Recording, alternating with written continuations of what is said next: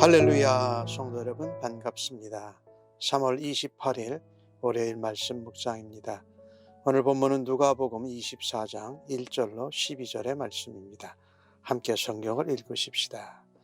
안식 후 첫날 새벽에 이 여자들이 그 준비한 향품을 가지고 무덤에 가서 돌이 무덤에서 굴려 옮겨진 것을 보고 들어가니 주 예수의 시체가 보이지 아니하더라. 이로 인하여 근심할 때에 문득 찬란한 옷을 입은 두 사람이 곁에 섰는지라. 여자들이 두려워 얼굴을 땅에 대니 두 사람이 이르되 어찌하여 살아있는 자를 죽은 자 가운데서 찾느냐? 여기 계시지 않고 살아나셨느니라. 갈릴리에 계실 때에 너희에게 어떻게 말씀하셨는지를 기억하라. 이르기를 인자가 죄인의 손에 넘겨져 십자가에 못 박히고 제3일에 다시 살아나야 하리라 하셨느니라 한데, 그들이 예수의 말씀을 기억하고 무덤에서 돌아가 이 모든 것을 11사도와 다른 모든 이에게 알리니, 이 여자들은 막달라 마리아와 요한나와 야고보의 모친 마리아라. 또 그들과 함께한 다른 여자들도 이것을 사도들에게 알리니라. 사도들은 그들의 말이 허탄한 듯이 들려 믿지 아니하나 베드로는 일어나 무덤에 달려가서 구부려 들여다보니 세마포만 보이는지라. 그 된 일을 놀랍게 여기며 집으로 돌아가니라. 아멘. 예수님이 십자가에 죽으시고 무덤이 비었고 예수님이 살아나셨습니다. 안식 후 첫날에 새벽에 여인들이 예수님의 무덤을 찾아갑니다. 그들에게는 예수님에 대한 사랑과 열심이 있었습니다. 그런데 그들의 관심은 오직 예수님의 죽으심과 장례에 관한 것이었습니다. 그들이 준비한 향품, 향유도 살아나신 분을 위한 것이 아니라 죽은 자를 위하여 준비한 것이었습니다. 무덤에 갔는데 무덤에 돌이 옮겨져 있습니다. 그리고 예수님의 시체, 주검이 보이질 않습니다.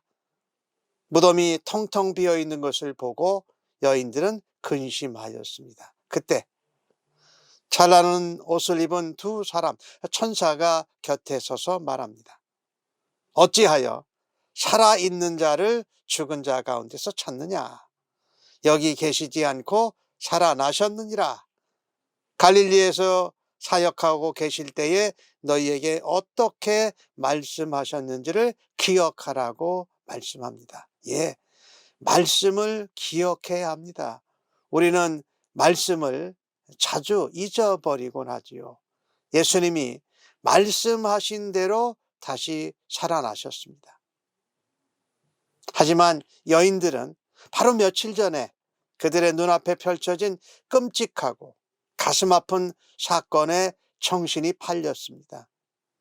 그래서 너무 아프고 너무 힘들어서 예수님이 갈릴리에 계실 때 하신 말씀을 전혀 기억하지 못한 것입니다.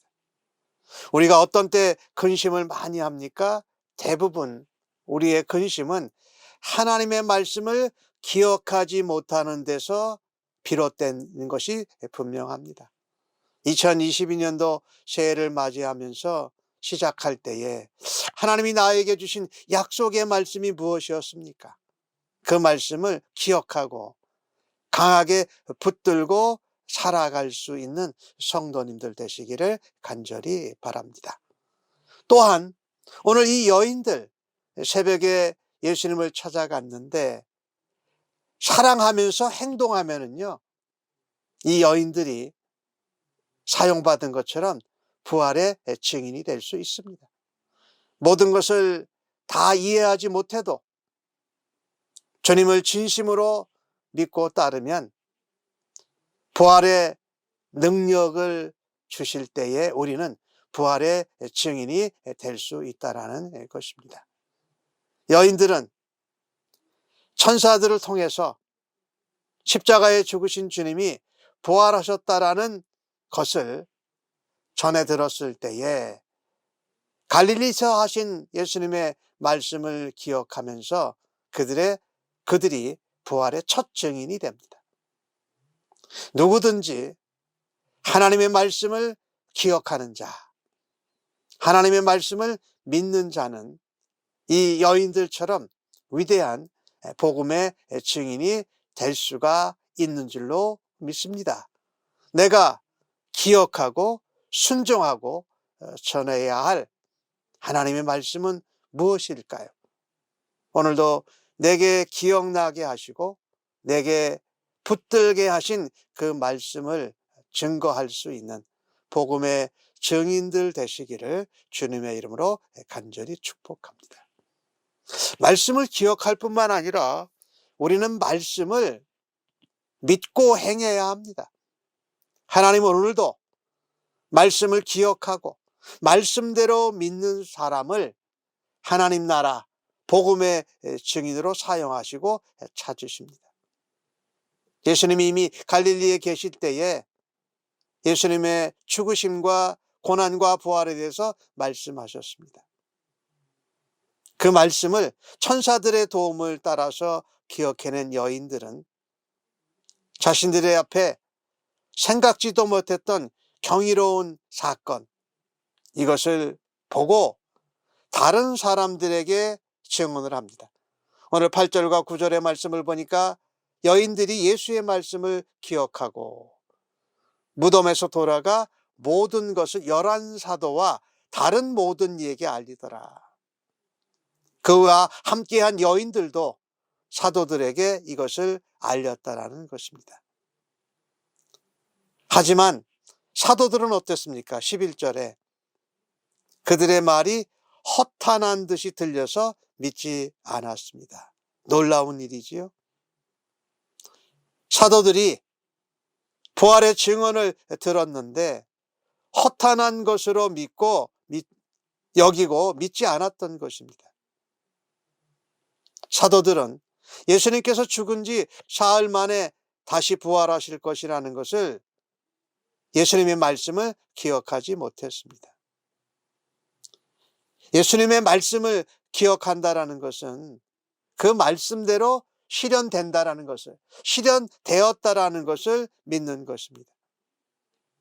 우리가 믿음으로 말씀 앞에 반응하지 않으면 그 어떤 말씀도 우리의 삶에 영향도 끼치지 못하고 변화를 이루어낼 수 없습니다. 부활을 믿는 것은 바로 그분이 온 세상의 구주시로 이 땅의 죄를 대신 우리들의 죄를 감당하시고 부활하신 메시아인 것을 믿는 것입니다. 천사들을 만난 여인들처럼 빈 무덤에서 부활의 소식을 들은 여인들처럼 부활하신 예수님을 증거하는 복음의 증인들로 살아가실 수 있기를 간절히 바랍니다.